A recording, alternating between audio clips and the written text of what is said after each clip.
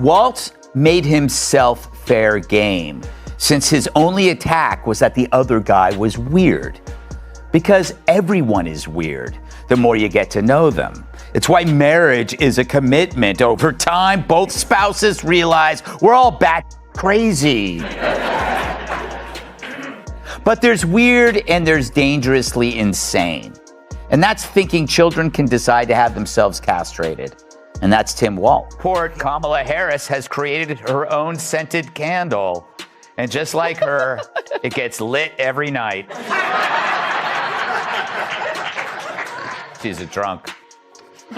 Gutfeld just unleashed a brutal side-splitting takedown of Kamala Harris and Tim Walz that scorched every inch of their political credibility. With sarcasm sharper than a scalpel and wit faster than a fact-check, Gutfeld dismantled Kamala's word salads and Walz's leadership light style like a demolition crew on espresso. From Kamala's nervous giggles to Walz's never-ending task forces, nothing was spared. If political nonsense had a face, Gutfeld just slapped both of them with reality in a punchline. CBS's 60 Minutes was caught editing their interview with Kamala Harris to make her look better. It's a shocking ethical lapse. Mike Wallace must be rolling in his grave. Not over this, though, but that his son is Chris Wallace. I think it's very important, as you have heard from so many incredible leaders, for us at every moment in time, and certainly this one, to see the moment in time in which we exist and are present, and to be able to contextualize it, to understand where we exist in the history and in the moment as it relates not only to the past, but the future. You know, that's some bad weed. Generally, when people get high, they actually have some interesting thoughts. Not her. Greg, Gutfeld didn't just step onto the set that night. He launched into it like a caffeine-fueled satirist on a mission from the comedy gods, armed with nothing but biting sarcasm and a grin that screamed, "This is going to hurt." He set his sights on the dynamic duo of disaster, Kamala Harris and Tim Walz. It wasn't a roast, it was a 2-for-1 demolition. And by the time he was done, the political landscape had more potholes than a Minnesota freeway in February. If Kamala remained a constant, then what impacted the polls? And it's driven by identity politics. We're going to cook today. Okay. Is an Indian recipe. Yes. Because Yes. you are Indian. Yes. Yeah. And you all helped us win in 2020, and we're going to do it again in 2024. What would Trump have to say about Kamala's qualifications? Well, you know, she's flip-flopping, Greg. I mean, these are flip-flops. And Indian people and blacks wear flip-flops, which is good, but... He started with Kamala, the vice president with the resume of a career bureaucrat and the communication skills of a malfunctioning GPS. Gutfeld leaned into the bizarre rhythm of her public speeches. Those stilted sentences that zigzag like someone trying to freestyle after swallowing a thesaurus. According to him, every time she opens her mouth, you're not sure if you're hearing policy or poetry written during a power outage. One of them, Politico says, is like Walz's wide eyes showed his passion and emotional intensity. Can we show that? There is his wide eyes. That humans would widen their eyes to convey that danger is close. What emotion are you getting from that? Sorry.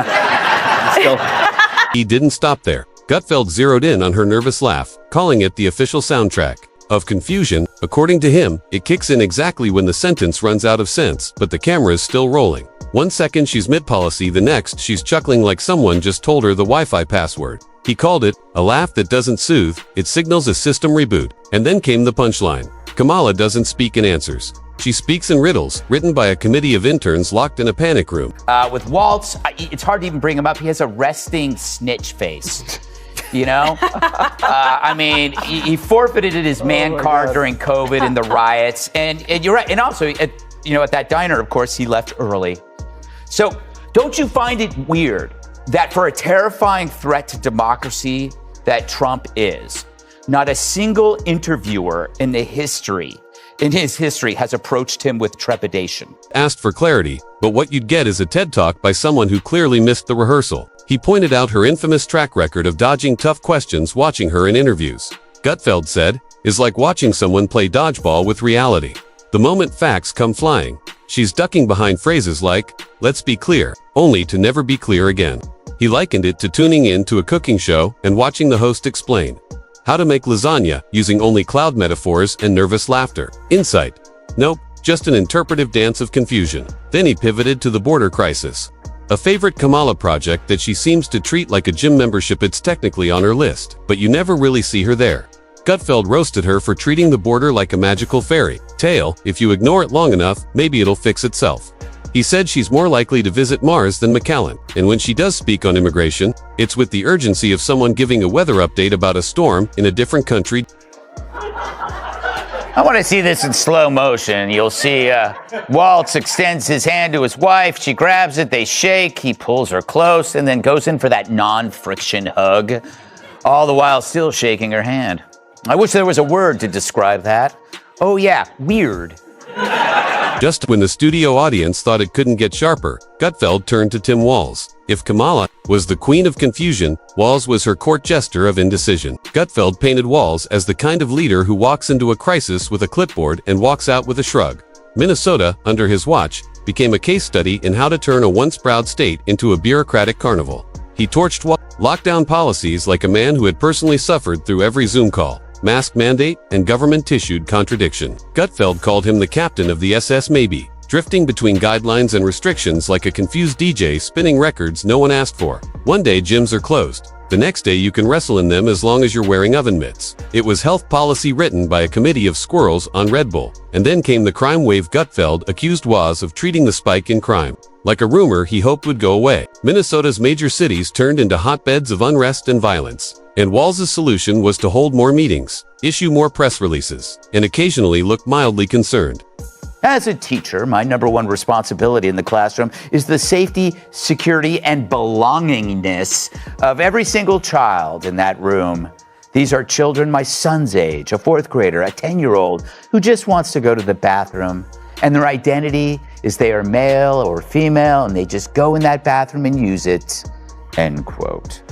Sounds so folksy, you know? Belongingness. Yeah, they'll be belonging in therapy with this guy at the helm. Gutfeld described him as a man who read a leadership manual backwards, starting with blame everyone else and skipping over take action. The kicker, Gutfeld said, watching Walz speak to the media was like watching a substitute teacher try to explain nuclear physics to a kindergarten class. Awkward, unnecessary, and completely lost. The tone, the cadence, the complete absence of conviction. Gutfeld mocked him for having the charisma of a soggy mop and the vision of a bat in daylight. He didn't lead, he lingered. He didn't decide, he delayed. And when things blew up, he acted like someone else had hidden the fuse. But Gutfeld wasn't finished. No. He returned to Kamala with the precision of a roastmaster on a mission.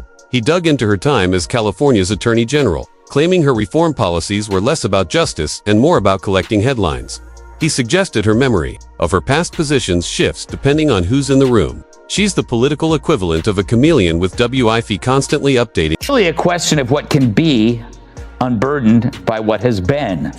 We see what can be unburdened by what has been. To see what can be unburdened by what has been. Believing in what can be unburdened by what has been. What can be unburdened by what has been. What can be unburdened by what has been. What can be unburdened by what has been. Having faith in what can be unburdened by what has been. See what can be unburdened by what has been. To see what can be unburdened by what has been. You know, if Kamala gets dementia, it would be an improvement.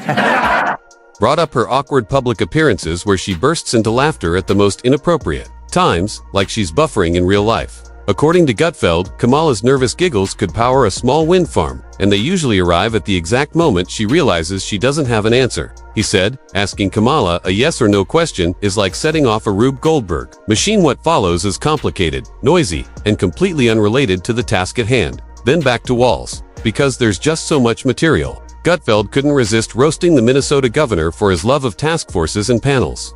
Every issue from policing to potholes seemed to require another study, another committee, another taxpayer-funded exercise in procrastination. According to Gutfeld, Walz handles problems the same way people handle laundry. Keep adding to the pile and hope someone else deals with it eventually. He mocked Walz's educational priorities, pointing out how academic scores were slipping while the state poured millions into programs that sounded like rejected TED Talks. Walz, Gutfeld said, was more interested in slogans than solutions, offering flowery language while schools crumbled under bureaucracy. Education under Walz, Gutfeld claimed, looked more like a political science experiment gone horribly wrong. Kids weren't learning to read. They were learning to memorize buzzwords. As the roast continued, Gutfeld started pairing their flaws, like a sommelier of dysfunction, Kamala's incoherence and Walz's indecision, two sides of the same flailing coin.